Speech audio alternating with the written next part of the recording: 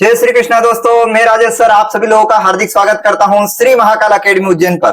दोस्तों, हम चर्चा कर रहे थे संख्या पद्धति की, नंबर सिस्टम की, जिसके अंदर हमने उसके कॉन्सेप्ट को और कुछ प्रश्नों को भी सॉल्व किया था। अब हम आगे के प्रश्नों को देखते हैं। देखिए इस प्रश्न में क्या है। किसी संख्या को विभाजित करने पर प्राप्त शेषफल भाजक से 7 कम और भागफल से 3 अधिक है। यदि भाजक और भागफल का योग 34 है तो वह संख्या ज्ञात कीजिए। तो प्रश्न में क्या पूछा दे रखा है, शेषफल भाजक से 7 कम है। तो शेषफल जो है भाजक से कितना कम है, 7 कम, तो 7 कम कर दिया। और एक और लाइन कहा है कि शेषफल क्या है, किससे, भागफल से 3 अधिक है, तो भागफल से अपन ने 3 अधिक कर दिया, बस 3 अधिक कर दिया। अब देखिए यदि भाजक और भागफल का योगफल 34 है, यदि भाजक और भागफल का योग कितना है, ये इधर आएगा तो क्या हो जाएगा, भाजक और भागफल का योग, इसने प्रश्न में दे रखा है कि भाजक प्लस भागफल का योग कितना दे रखा है, 34 दे रखा है। तो ये इधर जाएगा तो कितना हो जाएगा, शेषफल प्लस 7, शेषफल प्लस 7 भाजक प्लस भागफल कितना हो जाएगा, शेषफल माइनस 3, शेषफल माइनस 3 बराबर कितना हो जाएगा 34। तो शेषफल एक और एक 2, 7 ये कितना हो जाएगा 4 बराबर 34। तो 2 शेषफल बराबर कितना हो जाएगा, बराबर 34 में से, तो 30 शेषफल बराबर कितना आ जाएगा, ये कट जाएगा इससे, तो कितना आ जाएगा 15। मतलब हमने क्या निकाल लिया, शेषफल निकाल लिया। अब अपन यहाँ पर क्या है, इसमें से भाजक निकाल लेंगे, तो यहाँ पे रखेंगे अपन, तो 7 इधर आ जाएगा, यहाँ पर यहीं पे रख के देख लीजिए। भाजक बराबर कितना आ जाएगा, भाजक बराबर शेषफल प्लस 7, तो ये कितना हो गया 15 प्लस 7 मतलब कितना हो गया 22। और भागफल निकालेंगे तो भागफल कितना आएगा, भागफल आएगा शेषफल माइनस 3, शेषफल माइनस 3, तो कितना हो जाएगा 15 माइनस 3 इजिकल टू कितना हो जाएगा 12। मतलब हमारे पास क्या आ गया है, भाजक भी आ गया, भागफल भी आ गया, शेषफल भी आ गया। अब हमने उस कॉन्सेप्ट को जिसको पढ़ा है उसको लगा दीजिए कि ऑप्शन फिर देख लेंगे अपन, यहीं पे दिखा देता हूं आप लोगों को। हमने पढ़ा है कि भाज्य बराबर भाजक गुणित भागफल, भाज्य बराबर क्या पढ़ा है, भाज्य बराबर भाजक गुणित भागफल, भाजक गुणित भागफल और क्या होता है शेषफल। तो अपन ने क्या पढ़ा था, भाज्य बराबर भाजक गुणित भागफल प्लस शेषफल। अब रख दीजिए मान इसमें, भाजक कितना है, भाजक दे रखा है 22, भागफल कितना दे रखा है, आया अपने पास 12 प्लस शेषफल कितना है 15। अब देखिए यहाँ पे 12 दूना 24 का 2, 2 12 दूना 24 25 26 प्लस 15, इसको जोड़ दीजिए 4 5 9 6 और 7 और 2, तो आपका आंसर कितना आ जाएगा 279। इस प्रकार से सोल्व करना है दोस्तों। इसका कॉन्सेप्ट याद रखना है कि भाज्य बराबर भाजक गुणित भागफल प्लस शेषफल। अब देखिए नेक्स्ट प्रश्न में क्या पूछता है।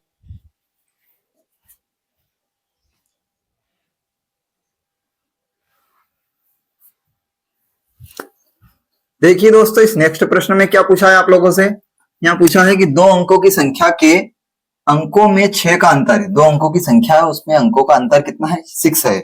उसके अंकों को उलटने से बनी संख्या, अंकों के उलटने से बनी संख्या और संख्या का अंतर ज्ञात कीजिए। अब 2 अंकों की संख्या में जिसमें 6 का अंतर हो कौन कौन सी हो सकती है, तो आप 2 अंकों की संख्या देख लीजिए, 93, 9 और 3 का अंतर कितना होगा 6 होगा। और कितना हो सकता है 7 और 1 हो सकती है, 7 और 1 का अंतर कितना होता है 6 होता है। और कौन सी हो सकती है 8 और 2 हो सकती है, 8 और 2 हो सकती है। अब इधर देखिए संख्या जो है इनका अंतर क्या है 6 है, मतलब 93, 71 और 82। अब इनका उनके संख्याओं के अंकों को उलटने से मतलब इधर 39 आ जाएगा, ये 17 आ जाएगा और ये कितना हो जाएगा 28। अब इनका अंतर पूछा उसने कि बनी संख्या और उस संख्या का अंतर ज्ञात कीजिए। तो अब देखिए यहाँ पे 9 4 और 8 3 5 54, इनका अंतर 4 6 में से 54 और यहाँ पे 8 4 54। देखिए दोस्तों तीनों एक ऐसी संख्या है जिसके अंकों का अंतर कितना हो जाएगा 54 हो जाएगा। इस प्रकार से आप लोगों को सोल्व करना है। 2 अंकों की संख्या ले लेना है, उनको पलट देना है, पलटने से प्राप्त उन दोनों संख्याओं का अंतर निकाल लेना है, अंतर से वही होगा आप लोगों का आंसर होगा।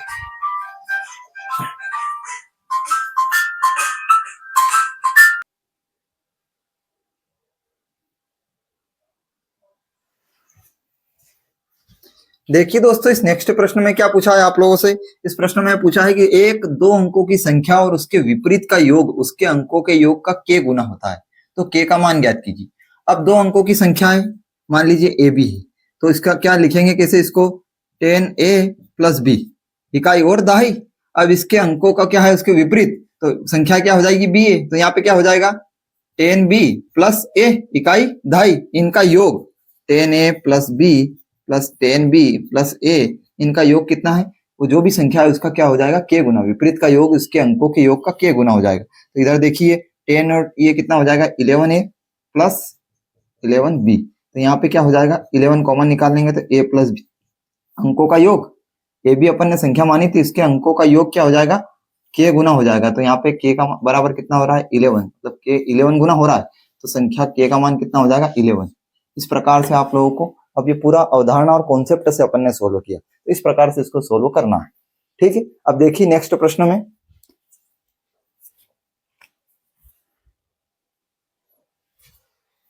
देखिए दोस्तों, इस नेक्स्ट प्रश्न में क्या पूछा है। इस प्रश्न में पूछा है कि लगातार तीन संख्याओं का योग 1 2 3 123 है, तो सबसे छोटी संख्या ज्ञात कीजिए। जब भी लगातार तीन संख्याओं का बोले तो अपन उसका क्या है, औसत निकाल लो, मिड वाली संख्या निकाल लीजिए। यहाँ पे क्या है, मिड वाली संख्या 3 संख्या है, तो 3 चौक 12, 3 एकम 3, मतलब जो मध्य वाली संख्या आएगी वो कितनी आएगी 41। तो इधर और एक इधर संख्या आ जाएगी, तो इसका मिड है लगातार तीन संख्या है, तो यहाँ पे 40 आ जाएगी और यहाँ पे 42 आ जाएगी। तो आपको सबसे छोटी संख्या पूछा है, तो आपका आंसर कितना हो जाएगा 40, 40 आपका उत्तर हो जाएगा। दोस्तों इस प्रकार से सोल्व करना है। जब भी आप लोगों को संख्याओं दे दे और उसका योग दे दे और लगातार छोटी या बड़ी संख्या पूछे, तो आप लोगों को क्या उसका औसत निकाल लेना है। औसत क्या है, मिड पॉइंट होता है, मिड पॉइंट निकालने से इधर की संख्या और उधर की संख्या अलग अलग तरीके से टाइप वाइज प्रश्न में पूछता है। दोस्तों अब देखिए नेक्स्ट प्रश्न में,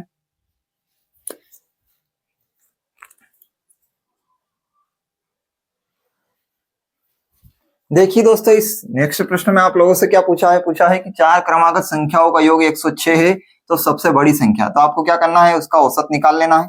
4 संख्या है, 4 दूना 8, कितना हो जाएगा 2 बचा, 4 छंग 24, 4 पंजा 20, मतलब 26.5। तो अब ये मिड पॉइंट आया है, तो इधर क्या है, ये मध्य वाला है, आपको क्या है सबसे बड़ी संख्या निकालना है। तो इधर क्या हो जाएगी, इधर 25 आएगा, इधर 26 आएगा, इधर 27 आएगा और इधर क्या हो जाएगा 28 हो जाएगा। ये मध्य वाला, इन दोनों के मध्य का पॉइंट निकाल लिया अपन। अब इनका योग क्या है, देखो इधर 6 5 11 और ये इधर 8 7 7 14 15, तो मतलब कितना हो रहा है कि यह इनका योग 106 हो रहा है। तो अब सबसे बड़ी संख्या क्या हो जाएगी 28 हो जाएगी। दोस्तों इस प्रकार से आपका आंसर कितना हो जाएगा 28 हो जाएगा। इस प्रकार से सोल्व करना है। दोस्तों अब देखिए नेक्स्ट प्रश्न में,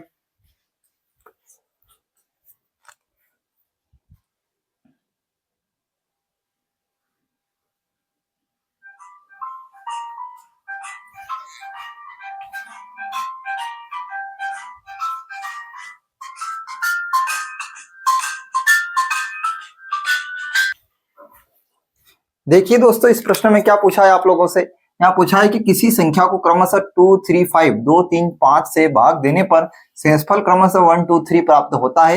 यदि उसी संख्या को 13 से भाग दिया जाए 13 से शेषफल क्या प्राप्त होगा। इस प्रकार के प्रश्न में आप लोगों को एक बॉक्स बनाना आना होना चाहिए। मान लीजिए वो संख्या 1 से है, तो उसको क्या है, इसमें क्या है क्रमशः बोला है और बार बार उसको डिवाइड करना है। 2 से अगर डिवाइड करते हैं अपन संख्या है, तो क्या प्राप्त होता है, रिमाइंडर 1 प्राप्त होता है। अब उस संख्या को अपन 3 से डिवाइड करते हैं, तो रिमाइंडर क्या प्राप्त होता है 2 प्राप्त होता है।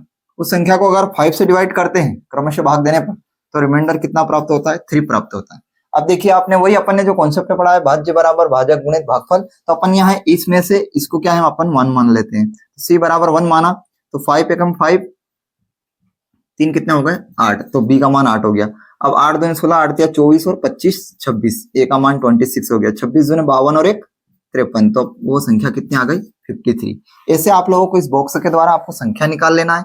अब संख्या निकालने के बाद उसने बोला है कि संख्या को 13 से विभाजित करने पर, तो 13 से जब डिवाइड करेंगे 53 को, तो क्या शेषफल बनेगा 13 चौक 52, तो बचेगा कितना 1 बचेगा। शेषफल कितना आएगा आपका 1, कितना होगा शेषफल, तो आपको से यही पूछा है कि शेषफल कितना है, तो शेषफल कितना होगा दोस्तों 1 होगा। इस प्रकार से सोल्व करना। दोस्तों आगे की चर्चा हम नेक्स्ट वीडियो में करते हैं। तब तक के लिए धन्यवाद, थैंक यू, जय श्री कृष्णा दोस्तों।